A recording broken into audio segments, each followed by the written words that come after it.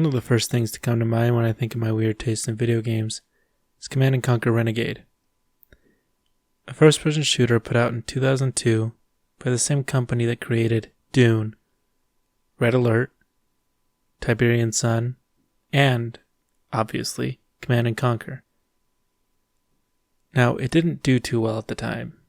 Lots of critic reviews gave it 7s, 7.5, and its online servers didn't last too long. I feel the game deserves a lot more recognition than it gets, so let's dive in and see why I think this game is fantastic.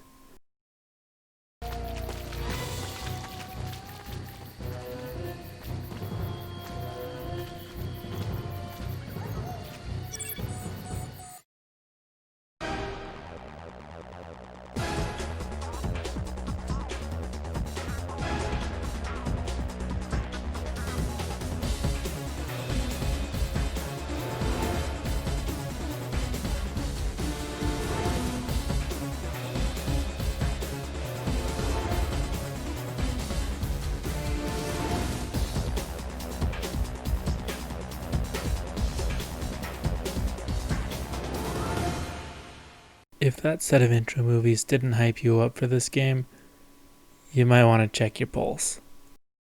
After that amazing intro, you're brought to the menu screen with a slew of options. Single player is an obvious start, and from there you have, well, I guess technically 3 options, but load game doesn't really count. So you have 2 options. You can start the tutorial or start a campaign. If you've played any first-person shooter since Half-Life, you probably don't need to play the tutorial, other than maybe the mechanics for the vehicle, but it's pretty similar to like Battlefield. So it's, so far as learning how to play the game, it's not really that big of a deal. However, if you don't play it, you miss out on some of these amazing one-liners. Watch what happens when I shoot you. Hey, is that necessary? As long as you're not gonna shoot me again. Your health meter is full again. Now watch your health and armor meters again. You wanna cut that out? That's the last time. Honest. You can squish infantry units with some vehicles. Here are some targets for you to practice squishing. Next, let's take a look at the single player.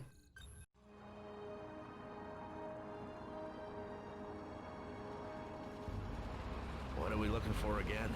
An imaginary base. Quiet. Exactly. It's too quiet. My radar's acting up. It's this terrain. Recon 1, this is Eagle Base. What's the delay up there? Copy, Eagle Base. Still no sign of any node installation. Stay loose.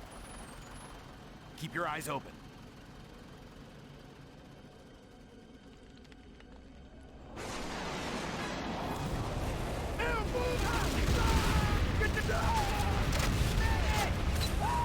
Eagle Base, under heavy fire. Request immediate reinforcement. This is Recon 1. We're taking fire. We're taking Hang in there, Recon 1. We're sending a commando.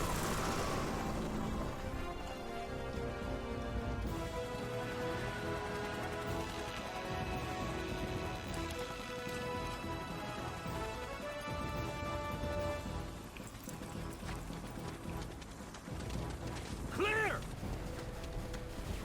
Sounds like they're still in trouble, sir. Saddle up. Let's move. Stay low.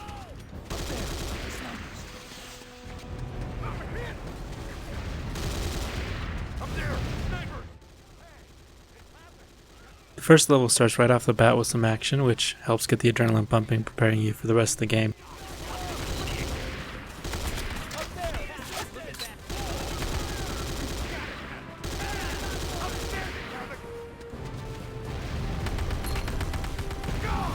We lost our APC.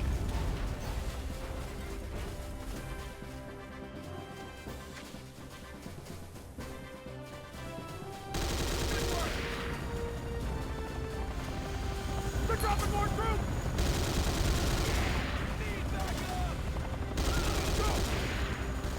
Good work.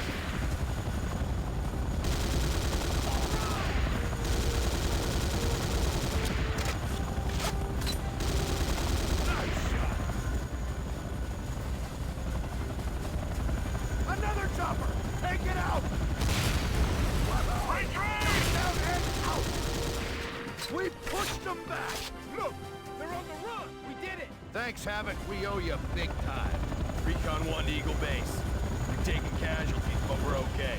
Copy that, Recon 1. Make your repairs and prepare to move out. Stand by for repair. Havoc, you are go to proceed with the mission. Your tank is repaired and ready to roll, sir. Take Recon 1's tank. You'll need it. SAM site destroyed. SAM site destroyed. This is Eagle Claw 1, starting attack run. This is Eagle Base. I'm not risking any more pilots. We have a GPS lock on the Nod installation. Prepare for ion cannon strike. 10, 9, 8, 7, 6, 5, 4, 3, 2, 1, 0.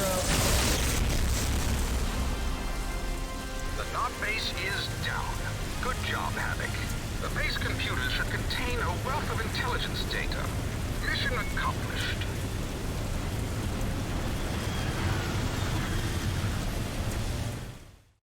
Once you successfully fended off the Nod soldiers and made your way to the Nod base and taken it out, you'll then be greeted by what is, in my opinion, a fantastic full-motion video.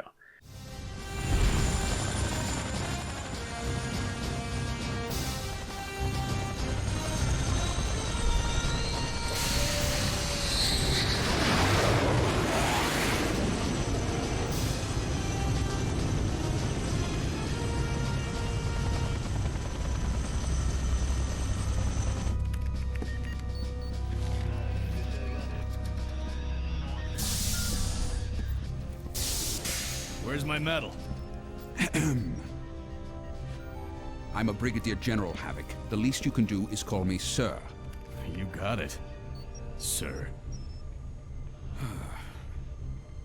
We cracked the encryption on the intel you acquired.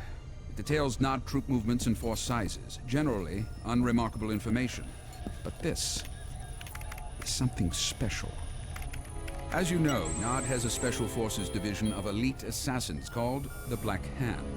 This is a covert communique detailing 2 top-secret Black Hand operations. The first is in Guatemala. The second is in the remote agricultural area we're approaching.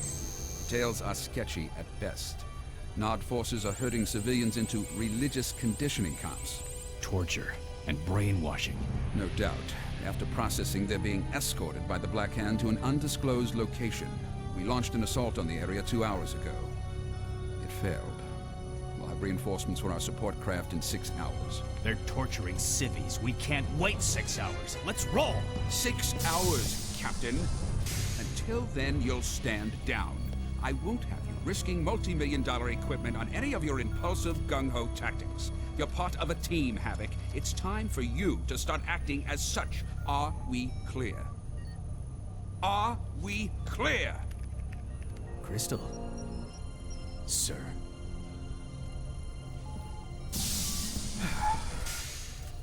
Get General Shepard on the line. We need those reinforcements yesterday. Status report. General, we have a situation. It's Captain Parker, sir. Havoc? He's liberated a hovercraft, sir.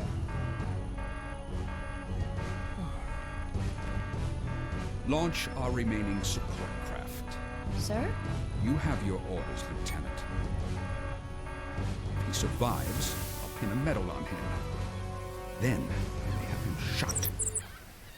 Now, it's not classic Command & Conquer full motion video using live action, and it doesn't have quite as much cheese as the old ones do, but it's still pretty cheesy. From God to Cain to Seth. I am his right hand. But that's a good thing. I think we use cheese too often to mean bad when it really just is a specific type of writing and acting, and it's not always bad.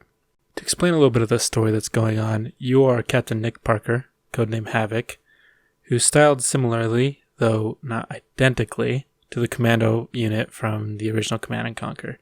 You're the guy who they call when they need to blow stuff up, and there's going to be a lot of stuff that needs to get blown up. Second level is much more of a typical introductory level, teaching some more of the basics that neither the tutorial nor level 1 really covered, such as secondary objectives, destroying buildings, kind of that stuff. Node structure destroyed. Moving through the story, it hits a lot of the wonderful things you would expect from action flicks, sci-fi romps, and Westwood Studios. Lots of really funny one-liners like we saw in the tutorial. Here's a good selection of them.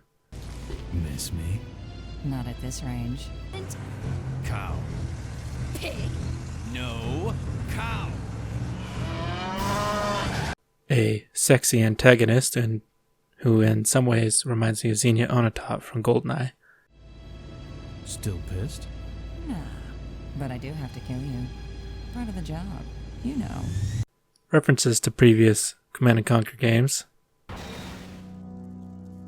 And lots of death screams. If you've played any of the Westwood real-time strategy games before, you'll recognize these death screams. So there are 12 total levels, and many of them feature what you came for.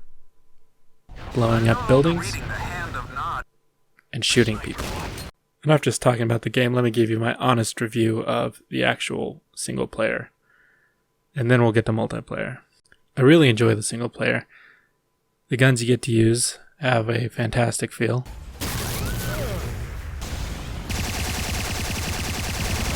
And there's some pretty good work done into giving you what I've heard referred to as juice. There's enough going on visually and with the sound design that your interest is kept, with decaying health bars, lots of explosions, satisfying weapon sounds, and those death screams. The missions have enough variety so as to not get boring. There are times where you're completely on foot in a dense city, some where you're in an open space of vehicles, and some close quarters interior missions where that flamethrower comes in handy. The story's fun, not too serious. As far as I know, it's still canon within the Command & Conquer universe, but to be fair, this was probably the last Command & Conquer game that was actually good, so the canon is not super important. So yeah, I have a lot of really good feelings about this game. Is there anything I didn't like? Yeah, there was some problems. Biggest issue is the AI. There's just so many times that the enemies would run right past me and stand there until I either had them completely dead or I hit them enough to get their attention. There's also a couple times where there's a sudden ramp in difficulty, and then it comes back down to a reasonable level. Conversely, there are some times where the difficulty goes way down and it's trivial, though this tends to be more rare. Okay, and then there's the issue of the graphics. There's not too many issues, but there's a couple things that are just kind of weird. Most of them I could probably chalk up to modern hardware not playing nicely with some of the older software. But I think that this is something that probably existed in the original game, and it looks really bad. There are a couple other things that I don't really remember happening when I played this when I was younger, but again, like I said, it's probably due to modern hardware playing with old software. I would give the single-player campaign a rating of probably, I'd say 8 out of 10. Pretty good, worth your time. Not the best first-person shooter campaign I've ever played, but it's worth playing.